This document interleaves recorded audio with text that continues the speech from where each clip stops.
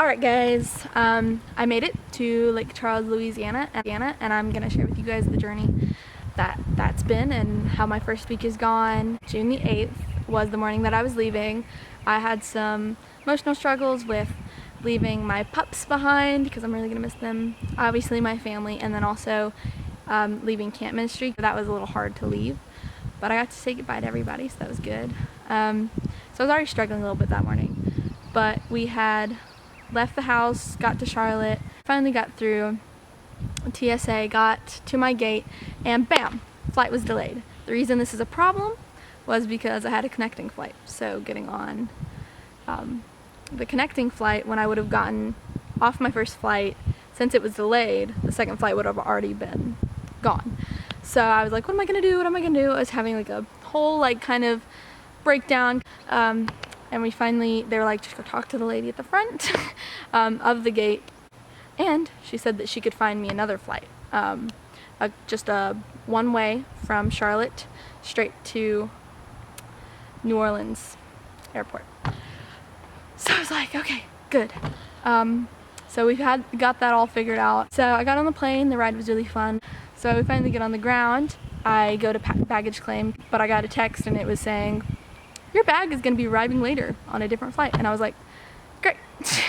I told Eloise and she was like, well, we're going to come up tomorrow and explore New Orleans a little bit, explain some history so we can come pick it up tomorrow anyways. So I was like, okay, cool. So we just did that, left my baggage. I just had to spend a night without most of my stuff. And so the next few days was orientation.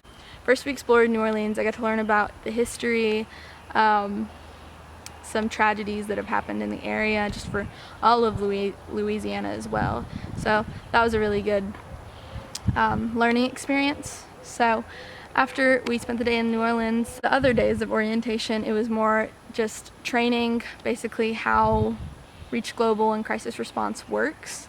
A lot of asking questions, a lot of preparing for what the summer is going to look like.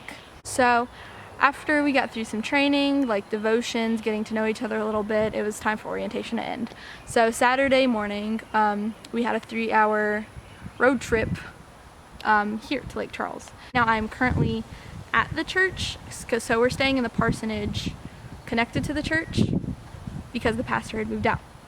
So they are currently looking for another church building. So after we settled in the parsonage, it was about time for our first team to come in, and this was a youth group, which was fun. So since it was a bunch of high schoolers, the oldest was like my age, so I didn't want to be too much of I'm the leader, listen to me. So navigating that was really fun.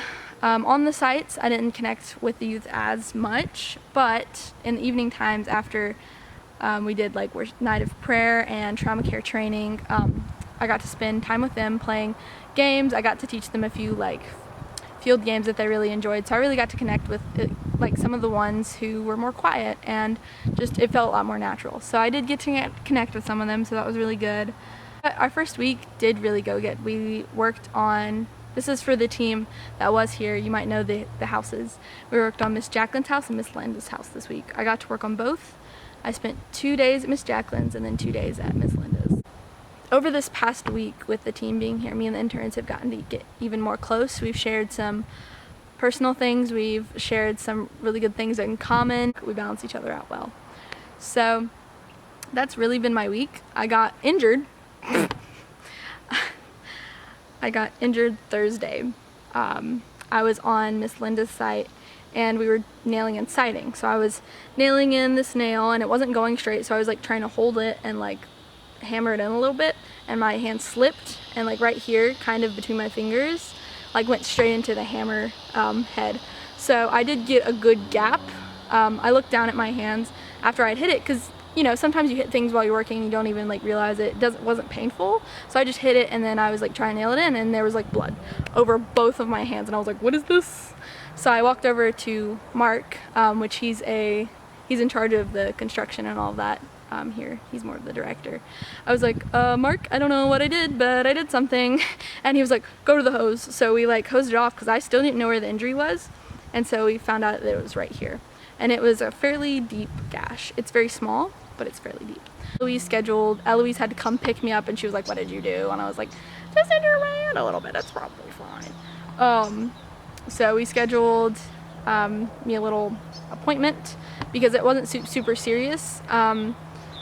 Not stitches serious. She called one of the church members who was a doctor, and she was like, is there any way you could look at it and also get a schedule for tetanus shot? And we went to CVS, picked up some things for my hand, and then she also went by Raising Cane's and got me a few pieces of Texas toast, so that was a blessing.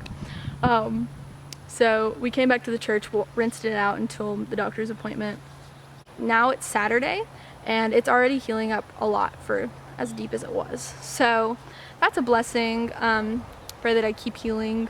Really blessed in the fact that I was able to get a tetanus shot that day. So it was a little bit of a chaotic day, but it was pretty good. So that's been my week so far. Some areas that I might want some prayer for is to keep finding joy and like peace in the changing situations, because it's a very, very fast-paced internship.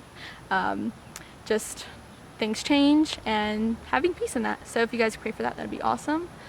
I also wanted to get on here and say Happy Father's Day to all of the fathers. So, my dad's always been this model for what God's will looks like. And when I came to him and I was like, this is something that I think God's leading me to, he said, I think it's something that God's been leading you to as well. But I didn't want to say anything, and I wanted God to speak that to you himself and let that be real to you in your own timing. So having a dad that's very, very willing to do what God calls him to do. When he was first called to this ministry, it's not what he thought would fit him, but it has, and God has prepared him for that role. So seeing that led me to be more calm with God will fit me in this role if this is where I'm supposed to be. And both of my parents were very supporting. They said, well, if this is where God's leading you, we'll help you in whatever way. My dad being that rock in most stages of my life, and him always consistently growing in his faith, it's been very encouraging. I think he's been exactly what a father on earth is supposed to be. He's always pointed me towards God the Father. So I just want to give all of you fathers today a big thumbs up and a big thank you, because of dads like you who consistently pursue God, it leads your children to greater mission opportunities, greater discipleship opportunities, and it helps us grow a little bit. So I just wanted to thank you all for being good, godly fathers who have chased after God's will and had the heart of God within them. I wanted to thank my own dad especially. That's why I gave him a little shout out, because he's one of the main reasons I'm here. And I'm thankful for his patience with me, because I can be very hard-headed and very strong-willed. But who do you think I got that from, you know? So that's been what the ministry has been like for me the past week and a half.